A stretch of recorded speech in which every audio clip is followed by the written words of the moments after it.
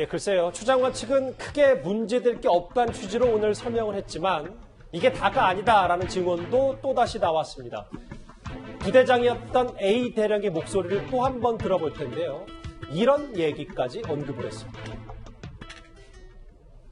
만약에 제가 인발부에서 만약에 그런 자리에 나가게 된다면 저는 처음부터 끝까지를 다 오픈할 수밖에 없는 거야. 추미연 최초 그 아들이 어떻게 해서 카투사로 왔을 때 최초 그 분류부터 막 했고 이게 사실 다른 누구도 아닌 해당 부대장의 예비역 대령의 입에서 나오는 증언이기 때문에 이현정 의원님. 네.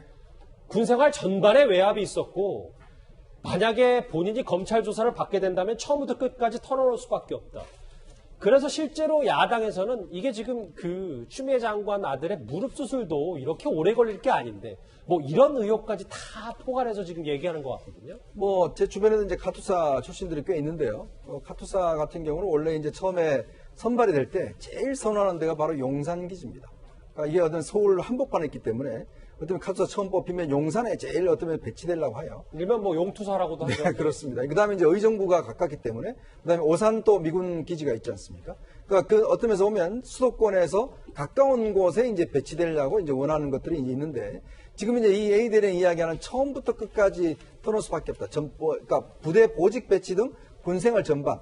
아마 이런 부분들도 이런 걸 좀 시사를 하는 것 같아요. 예. 처음에 예를 들어서 어디에 배치할 건지부터 시작해서, 그 다음에 이제 이 부상부터, 무릎 수술부터 시작해서. 그래서 오늘 이제 그 추미애 장관 변호인 측에서 이 세 가지의 이제 진단서를 오늘 공개를 했습니다. 그 공개에 따르면 추미애 장관 아들이 2015년도에 이제 수술을 받은 것과 2017년도에 삼성 서울병원에 진단받은 기록 등을 이제 이야기를 공개를 했는데요. 사실은 지금 핵심 쟁점은 이 아팠는지 안 아팠는지 보다는 어떻게 하면 한 번 병가 쓰고 바로 이어서 또 병가를 쓰고 또 바로 이어서 연가를 쓸 수 있는가, 바로 여기에 이제 집중되어 있거든요. 왜냐하면 지금 군 내부 규정이나 이걸 따르면 한 10일 정도 쓰면은 와서 이제 군에서 점검을 하고 추가로 이제 예를 들어서 쓸 수가 있고, 또 거기에 3번 연속으로 이렇게 부대 한 번도 안 들어오고 바로 스트레이트로 이제 휴가를 쓰기에는 굉장히 이례적인 케이스라고 하거든요. 예. 이제 그런 부분들이 사실은 이제 이 사건의 핵심 쟁점이 되는 것 같습니다. 처음부터 끝까지 털어놓을 수밖에 없다. A 대령의 증언 앞으로 또 어떤 얘기를 하나씩 쏟아내도 다 파장이 클 수밖에 없습니다. 그런가 하면요, 아직 첫 번째 의혹, 그러니까 휴가 미복귀 의혹은 잔불이 남아있는 듯합니다. 김도읍 국민의힘 의원이 육군본부 개입 가능성까지 주장을 했습니다. 같이 들어보시죠.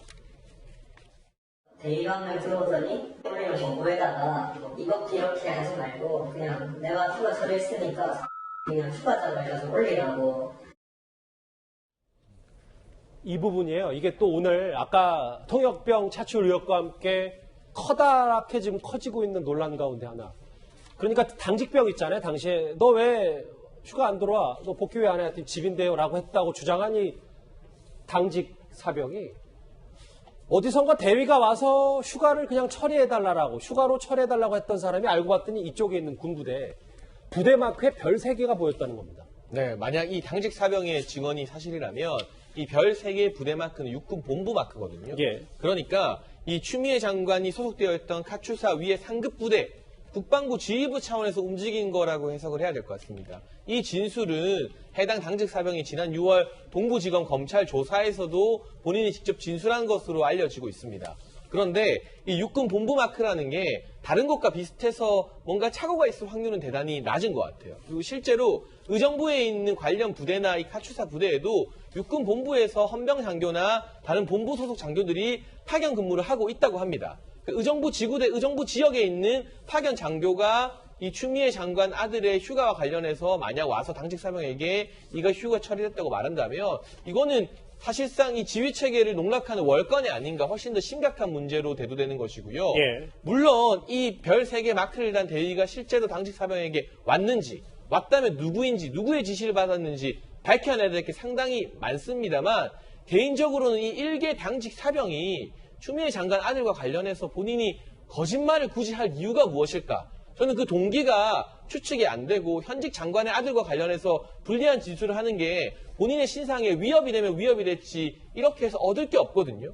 그렇다면 최소한 이 당직 사병의 진술에 어느 정도 신빙성이 있을 것으로 추정을 하고 저 육군 본부 출신으로 의심되는 문제의 대위 신상을 빨리 파악해서 또 조사를 해야 되는데 과연 이 당직 사병이나 해당 부대 지휘관의 어떤 진술마저도 참고인 조서에서 누락시키는 지금의 동부지검 수사팀이 예. 저 육군 본부 마크 대위가 누구인지 신상 추적이라도 하고 있을까요? 저는 하고 있지 않다에 개인적으로 추론을 하고 있기 때문에 이 부분과 관련돼서는 수사 속도를 좀 빨리 냈으면 하는 게 대다수 국민들의 바람인 것 같습니다. 아들 휴가철이 지시한 대회는 군복의 별셋 부대 마크다. 당시 이 정황도 아까 화면으로 잠깐 만나봤는데 다음 화면 볼까요? 조상호 부대변인. 그러니까 만약에 당직 사병의 주장이 사실이라면 휴가를 연장해 주는데 누가 조직적으로 육군 본부에서까지 별셋 부대 마크라면 그런 주장까지 지금 하고 있거든요, 야당에서는. 네. 이번에 누군가 또 다른 이제 장교가 와가지고 그 휴가 처리와 관련돼 가지고 어떤 뭐 일처리가 있었다라는 증언이 지금 당직 사병 말고도 제가 알기로는 그때 당시 지원 장교하고 그때 담당 장교하고 예. 뭐 그다음에 나중에 그 장교로부터 들었다고 하는 그 지역대장의 어떤 얘기들도 있었던 것으로 알고 있습니다. 근데 이제 지금 현재 이 뭐 별세개 마크라는 게 이제 사병이라면 잘 모를 수 있는데 적어도 장교들이라면 이게 어떤 부대, 그러니까 별세개 마크가 중요한 게 아니라 네. 그때 당시에 장교가 만약에 어떤 부대 소속이라면 그 부대에 어떤 그 마크인지를 다 알고 있을 거거든요. 그렇다면 진작에 그런 진술이 나왔어야 되는데 그것들이 아마도 당직병과 그 이제 지역대장 그다음에 그때 당시에 당직 장교 예. 이 사람들의 진술이 크로스 체크로 좀 확인돼야 될 필요가 있을 것으로 보입니다. 잠시만요. 그러니까 여기 뭐 인근 의정부 파견대나 헌병수사대 혹은 뭐 육본 이런 것들에 대해서 네. 사실관계가 정확히 먼저 확인된 다음에 이 주장을 받아들여야 된다. 이 맞습니다. 예. 그거부터 먼저 확인이 돼야 될 거고요. 예. 그 다음에 이제 그 사람들이 어떤 역할을 했을 것이냐. 그와 관련해서는 이제 추가적으로 좀 더 확인이 필요한데, 현재 시점에서 지금 당직사병조차도 부대 마크로 별 3개만을 얘기하고 있을 뿐이고, 예. 그때 당시 지역대장이라든가, 그 다음에 당시에 그때 당직 장교조차도 정확히 누구인지 기억이 전혀 안 난다는 거거든요. 그러니까 이걸 좀 찾기는 쉽지 않을 것 같은데, 예. 하여튼 노력을 해볼 때까지 해봐야 될 겁니다. 이게 꼭 범죄인지 아닌지 여부를 떠나서 국민적 관심 사항이니까 그런 부분에 대해서는 수사기관에서 최대한 적극적으로 확인해 보겠지만, 제가 볼 때는 지금 기억에 이제 잠깐 들렸다 왔다 갔다는 그 사람을 찾는 게 쉬운 일일까 하는 좀 그런 우려는 있습니다. 갑자기 등장해서 휴가 처리하고 떠난 베일에 쌓여있는 그 대위 빨리 찾아야 된다 말씀하셨는데 네, 맞습니다. 알겠습니다. 논란이 이렇게 일파만파 커지니까 추미애 장관 측도 어제 당시 아들의 병원 기록을 공개하면서 적극 해명에 나섰습니다. 그런데 의문점은 여전합니다. 지금 휴가는 23일 총 나갔는데요. 19일이 병가입니다. 1, 2차. 병가를 나가려면 군의관 소견서부터 필요한데 그 서류도 없고 휴가 기록도 없습니다. 그냥 나간 겁니다. 그런데 김태현 변호사님, 네.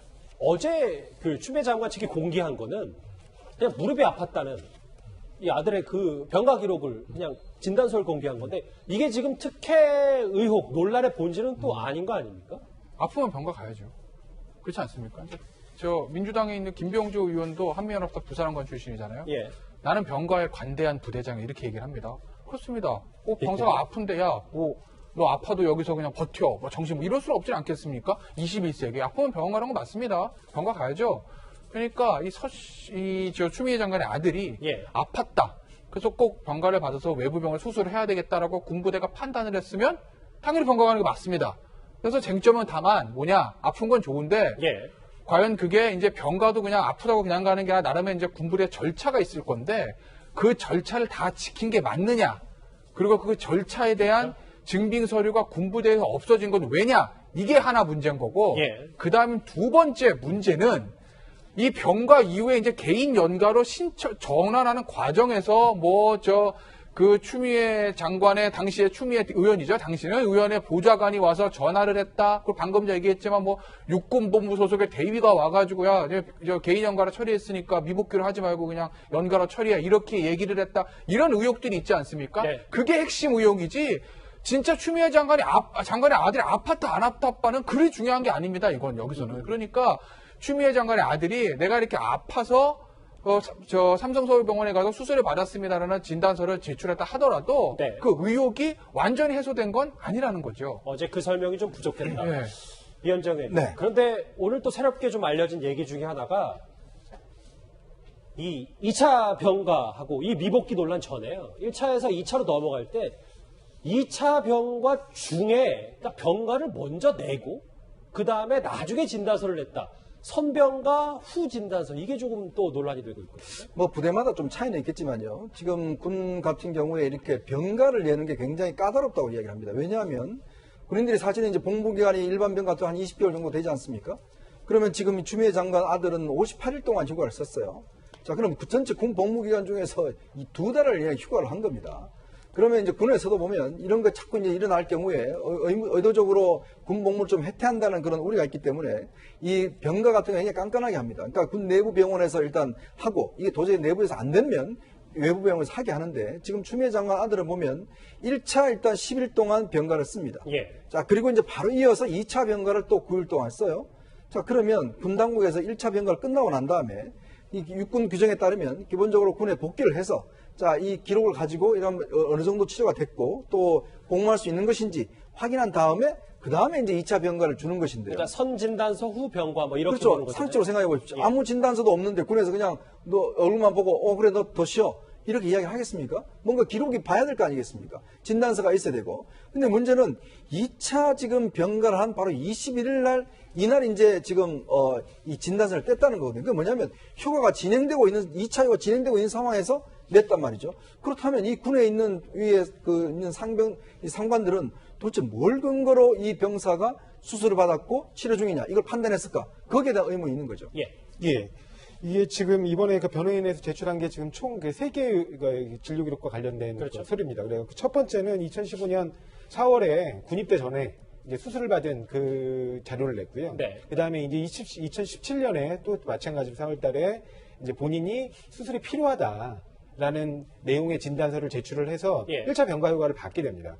근데 지금 논란이 되고 있는 내용들은 2차 병가 휴가 이후 연가를 붙여서 가는 게 과연 가능하냐와 관련된 논란이 있었던 것이지 네. 1차, 2차 연가가 이어지는 거, 총 30일의 연가가 그러니까 병가가 가능한데 그 중에 1차가 먼저 나오고 그 다음에 2차가 또 연이어 나오는 거와 관련돼서 규정상 문제가 있다는 얘기는 전혀 없거든요. 원래 그 자체는 허용됐다고 보는 게 맞는데. 진단서를 나중에 놔도 그렇습니다. 근데 만약에 예. 만약에 1차 이후에 2차 병가를 연장하는 과정에서 먼저 선 제출을 해야 된다면 당연히 그럼 부대로 복귀를 해야 된다는 얘기인데 부대 복귀 없이 휴가 연장이 가능하다는 것 자체가 그 이후에 보완 자료를 제출하고 예. 최초에 이미 원래 수술해서 병가를 받은 내역이 있기 때문에 그 추가 이제 병가의 필요성을 부대장이 긍정을 하게 되면 재량으로 이제 할수 휴가 연장을 있다는 해주고 말씀이신 거죠? 예. 그 추가적으로 나중에 증빙 자료를 받는 것도 얼마든지 가능한 것으로 보입니다. 알겠습니다. 그래서 그 날짜를 가지고 얘기하는 건 아닌 것으로. 예. 뭐 그런 시각도 있으니까 이게 앞으로 뭐 조사 네. 결과도 밝혀져야죠. 그런데 또 하나 궁금한 건 왜 추장관 측이 제시한 이 기록이 군에는 없는 거냐는 겁니다. 지난 1일 정용두 국방장관도 이런 언급을 했었습니다. 승인을 했는데 그 서류상에 그런 것들이 안 남겨져 가지고 뭐 행정 절차상의 오류나 이런 것들은 있을 수 있다고 봅니다. 그 간부가 면담 일치, 그 상담 일치 이런 데는 기록이 되어 있는 것으로 제가 그 확인을 했습니다.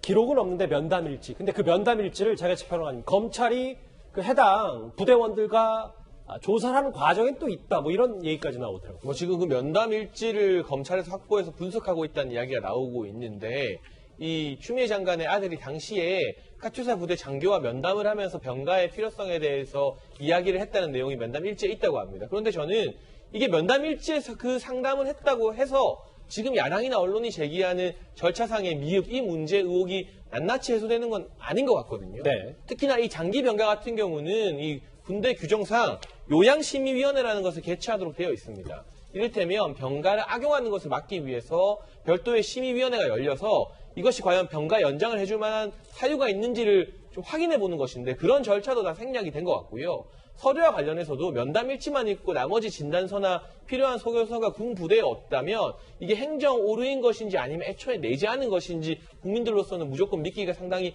어려운 상황이기 때문에 면담 일지 하나만 가지고 실제로 면담을 받았다는 내용만 가지고 모든 의혹이 해소된다 보기는 힘들고 지금 국민의힘 신원식 의원실에서요.